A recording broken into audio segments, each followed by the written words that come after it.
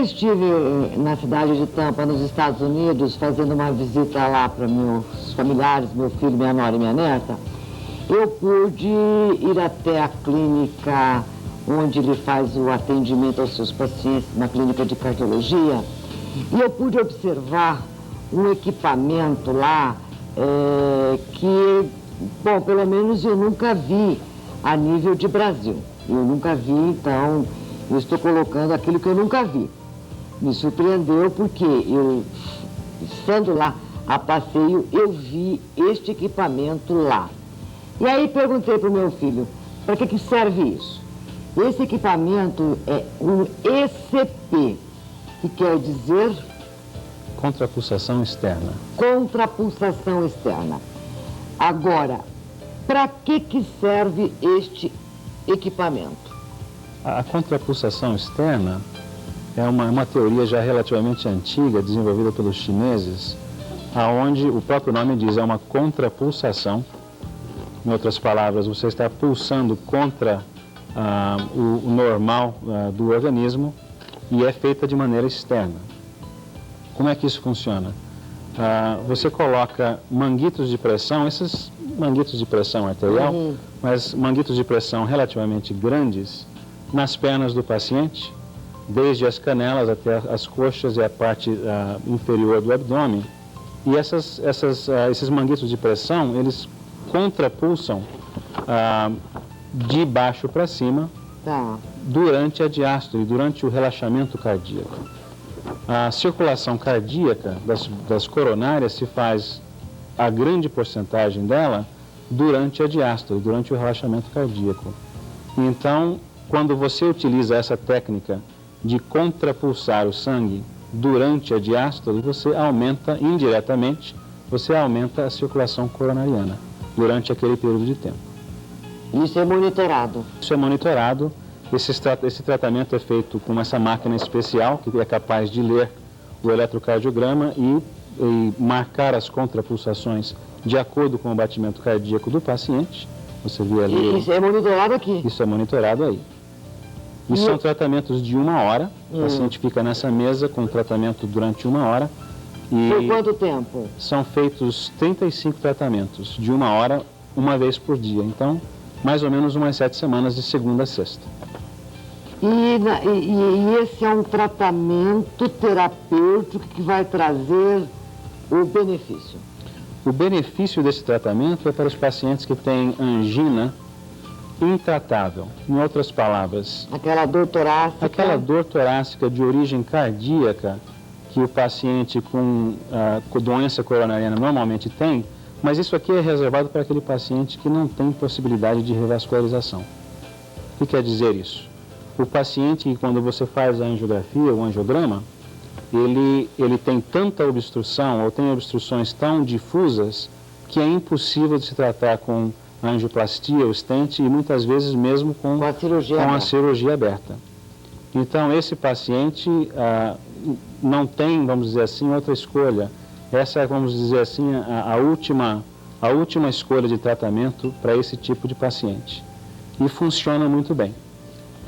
E isso, praticamente, essa revascularização, através desse tratamento, ela traz um equilíbrio no paciente? Sim, o paciente que passa por esse tratamento, normalmente, a quantidade de angina diminui de acordo com o tratamento. Conforme o tratamento segue, a quantidade de angina diminui bastante. Alguns pacientes, a angina é completamente eliminada. Existe também uma indicação para pacientes com insuficiência cardíaca, mas ainda não foi aprovada pelo FDA, que é o órgão que aprova esse tipo de terapia nos Estados Unidos. O FDA aprovou para o tratamento da angina que é intratável, aquela que não existe possibilidade de revascularização. Mas existe realmente uma recuperação significativa em termos funcionais do paciente. Eu tenho pacientes que mal podiam realmente andar e ir até o banheiro sem ter angina ou sem ter falta de ar, que às vezes é um equivalente da angina, e depois do tratamento, vida normal. Por alguns anos, né? Não é um tratamento definitivo, é um tratamento, vamos dizer assim, paliativo por algum tempo, mas ajuda bastante esses pacientes que não têm outra alternativa. O que provoca uma angina? A angina é provocada pela diminuição do fluxo de sangue e oxigênio pelas coronárias. E essa diminuição de fluxo, ela se dá pelo estreitamento da artéria, normalmente por uma coleção de placa de colesterol. Então, é uma estenose, vamos dizer assim. A angina é, vamos dizer, o primeiro sintoma antes de um infarto do miocárdio. O infarto ele se dá quando a irrigação sanguínea se interrompe abruptamente, né? A angina é o intermediário, é quando o vaso sanguíneo começa a se obstruir, o fluxo sanguíneo diminui, mas não está completamente interrompido, é o que dá a dor. Agora, a angina, ela é mais comum no homem do que na mulher? A angina é comum nos dois sexos. Eu não queria saber isso. A mulher, às vezes, se apresenta... eu vou mostrar uma coisa que eu acho interessante aqui no panfleto. A mulher, às vezes, apresenta-se com sintomas atípicos, não tão típicos quanto o homem. Mas a angina é tão comum em um quanto no outro. Sim. Se você puder mostrar isso daqui... Isso aqui? Isso daqui. O que é isso aqui? Para mim é uma luz pulsar. Para o leigo, vamos dizer, isso aqui é uma cintilografia miocárdica, tá?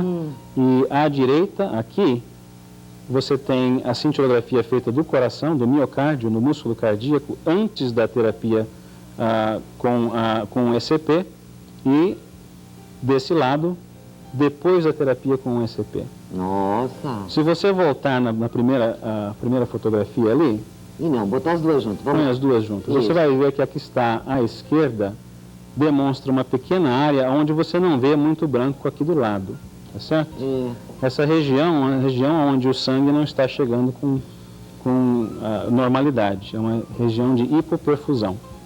Então isso provoca angina, né? Pouco sangue, pouco oxigênio no miocárdio. Quando você vai para o outro lado ali, você vê que depois do tratamento da contrapulsação externa, praticamente normalizou o fluxo sanguíneo naquele lado. Tá? Esse é um paciente onde a angina foi completamente eliminada. Agora, tudo começa, pesquisa, evolução, tecnologia, começa nos Estados Unidos? Eu diria que uma grande parte, sim, mas seria injusto dizer que tudo começa lá, né? Existe muita coisa boa que se começa na Europa, existe muita coisa boa que se começa na América Latina, grandes centros no Brasil são importantes. Quando se fala em stents, por exemplo, os stents medicamentosos, uma grande parte deles, o Cypher, por exemplo, uma grande parte deles foi desenvolvido no Brasil, foi desenvolvido em São Paulo. Então, dizer que tudo nos Estados Unidos também não seria correto, mas uma grande parte, eu acho que a grande maioria dos grandes eventos eu estou falando isso porque tecnologia, a gente está observando. Isso daqui eu vi lá na sua clínica, eu não conheço aqui em Londrina, eu nunca vi. Eu não sei se isso já existe no Brasil.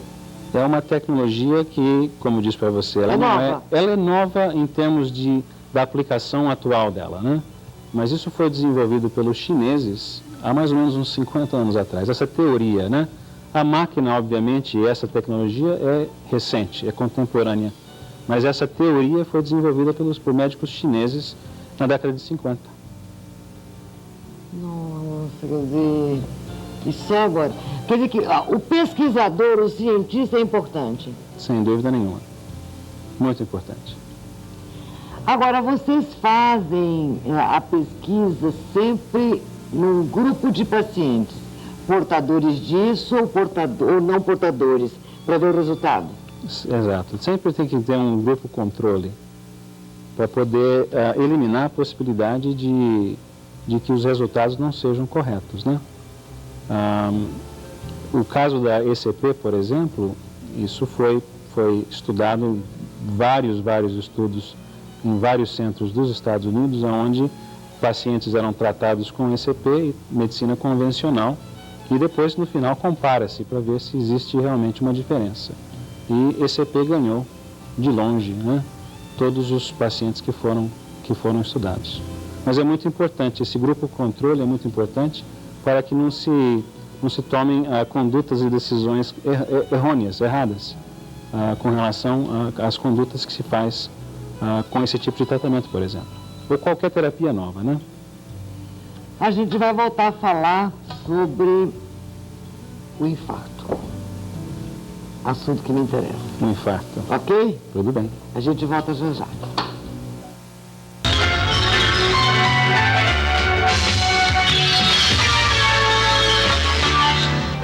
Uma verdade.